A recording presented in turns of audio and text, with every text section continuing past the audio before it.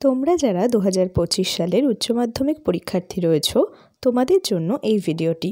2024 সালে তোমাদের টেস্ট পরীক্ষা হয়ে গিয়েছে, অর্থাৎ যারা 2025 সালে উচ্চ মাধ্যমিক দিচ্ছ। তো বিভিন্ন স্কুলের টেস্ট যে পরীক্ষার প্রশ্নপত্র সেগুলো ইতিমধ্যে তোমরা পেয়েছো।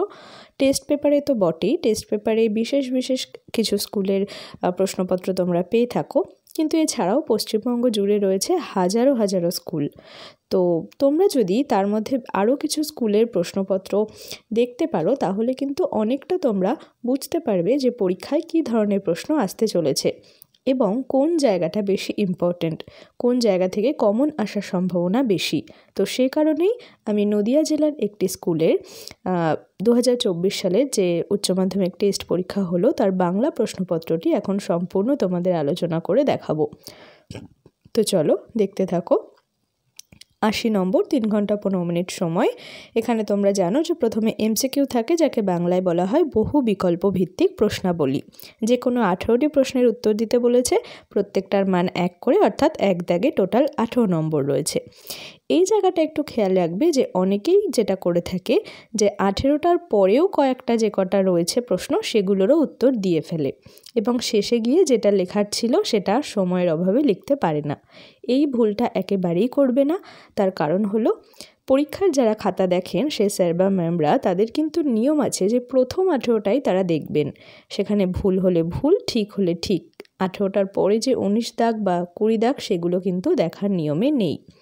তো তোমরা যে কটা ঠিকঠাক পারবে, একদম নিজে শিওর শট যে কটা পারবে সেগুলোই কিন্তু উত্তর দেওয়ার চেষ্টা করবে এবং ঠিকঠাক 18টা উত্তর দিয়ে তার বেশি অতিরিক্ত দেবে না। সে ঠিক হোক বা ভুল হোক, অতিরিক্ত দিলে কিন্তু সময় নষ্ট হবে।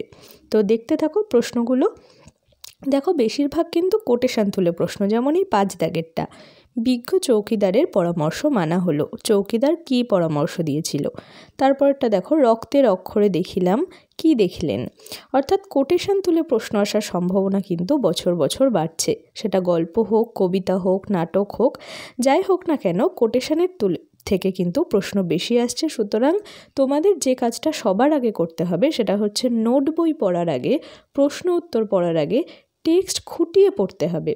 বাংলার যে টেক্সট বই তোমাদের রয়েছে সেখানে প্রত্যেকটা কবিতা, প্রত্যেকটা গল্প, নাটক সব একেবারে লাইন ধরে খুঁটিয়ে আগে নিজেদের বাড়িতে পড়াশোনা করে নিতে হবে। টিউশনের স্যার বা ম্যামের কাছে যাই হোক না কেন, স্কুলে যেভাবেই পড়ানো হোক না কেন, নিজের যে পড়াশোনা, তোমার উচ্চ মাধ্যমিকের জন্য যে প্রস্তুতি, সেই প্রস্তুতিতে কিন্তু বাংলা বিষয়ের জন্য বা অন্যান্য বিষয়, ইংরেজি বিষয়েও বলবো তাই, যে প্রথমে তোমাকে টেক্সট বইটা খুঁটিয়ে লাইন ধরে কিন্তু পড়তে হবে। কবিতা, গল্প সবটাই কিন্তু, না হলে কিন্তু এই এমসিকিউ হোক, এসএকিউ হোক বা 5 নম্বর কোনোটারই উত্তর সঠিকভাবে দিতে পারবে না।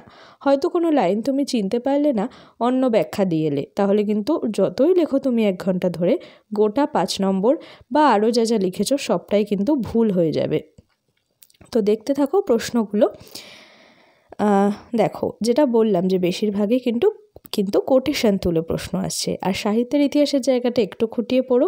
ভাষার জায়গাটাও, অনেকেই ভাষার জায়গাটা দেখেই ঘাবড়ে যায়, সেরকম কোনো ব্যাপার কিন্তু নয়। প্রথম থেকেই ভয় পাইয়ে দেওয়া হয় স্টুডেন্টদের, কিন্তু সেরকম কঠিন কিন্তু বিষয় নয়। একটু যদি ভালোবেসে, একটু যদি বুঝে পড়তে পারো বাংলা ব্যাকরণটা, তাহলে কিন্তু সেটাও গল্প কবিতার মতনই সোজা লাগবে। সংক্ষিপ্ত উত্তর ভিত্তিক প্রশ্নাবলী 2 দাগে রয়েছে, অনধিক 20টি শব্দে প্রশ্নবলীর উত্তর দাও, বিকল্প প্রশ্নগুলি লক্ষণীয়। এখানে 12টা উত্তর দিতে হবে, 12 নম্বর রয়েছে, প্রত্যেকটাই 1 নম্বর। সুতরাং এইটা মাথায় রাখবে যে 1 নম্বরের উত্তরের জন্য কিন্তু 20টা শব্দের চেয়ে অনেক বেশি লেখার কোনো প্রয়োজন নেই। বেশি লিখলে অযথা সময় নষ্ট হওয়া ছাড়া কোনো আর লাভ কিন্তু হবে না। সুতরাং প্রশ্নে যখন বলা রয়েছে অনধিক 20টি শব্দে, অর্থাৎ 20টির অধিক যেন কোনোভাবেই না হয়। তার মানে এমন নয় যে তুমি প্রত্যেকটা উত্তর একদম গুনে 20টা শব্দে শেষ করবে, সেখানে বাক্য শেষ হলো কি না হলো তুমি দাড়ি বসিয়ে থামিয়ে দেবে, তেমনটা কিন্তু নয়। হতে পারে সেটা 18টা শব্দের একটা বাক্য বা 19টা শব্দের বাক্য বা 16টা 17টা, সেটা হোক, কিংবা 20টার জায়গায় 21টা হতে পারে। কিন্তু 20টা বলেছে তুমি 26টা শব্দে দিলে বা 30টা শব্দে দিলে, তাহলে কিন্তু তোমার সময় নষ্ট হওয়া ছাড়া আর কিছুই হবে না। সুতরাং এই প্র্যাকটিসগুলো কিন্তু বাড়িতে আগে থাকতে করে রাখতে হবে। টেস্ট পরীক্ষা হয়ে গেছে, সিলেবাস তোমাদের সম্পূর্ণ কমপ্লিট, রিভিশন চলছে। এখন যে প্রস্তুতি তোমরা নেবে সেটা হচ্ছে এই যেটা আমি বললাম যে একদম শিওর শট উত্তর 1 নম্বরে দিতে হবে।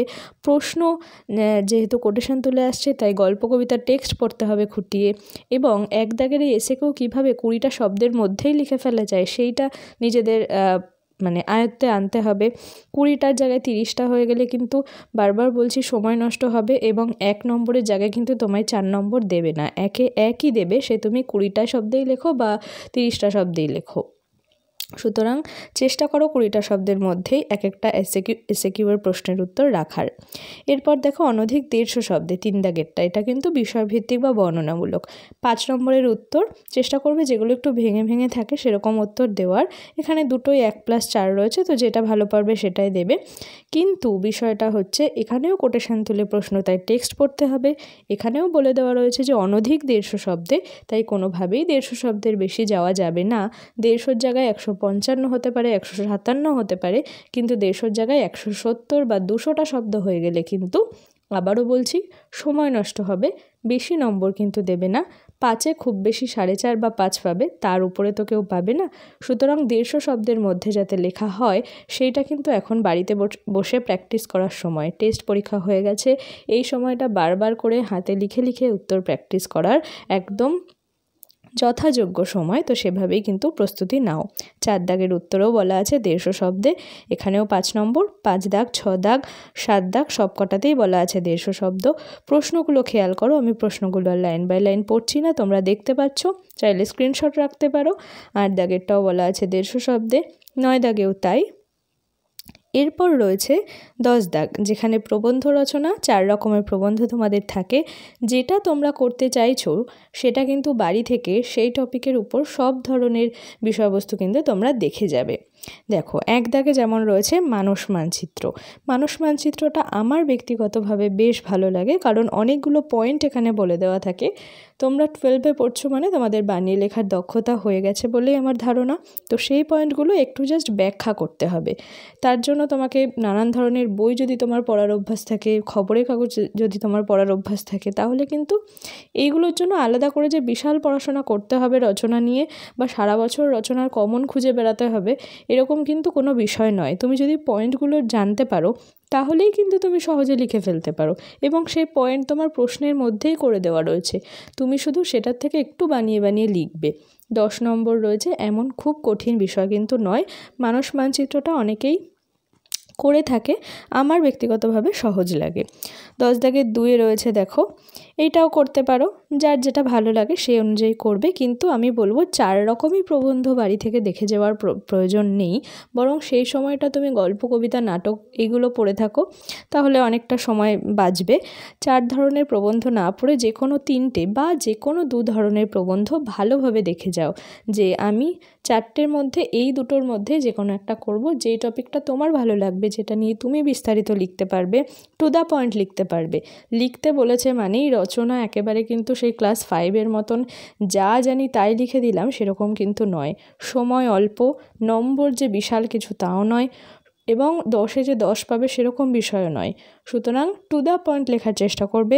এরপর তোমরা কলেজে যাচ্ছ, আরও বিরাট পরিসরে তোমরা এগোচ্ছ, পা বাড়াচ্ছ, সুতরাং স্মার্টলি কাজগুলো করার চেষ্টা করবে। লিখবেও সেরকমভাবে যে অযথা ভুলভাল বাক্য লিখে পাতা ভরানোর কোনো প্রয়োজন নেই।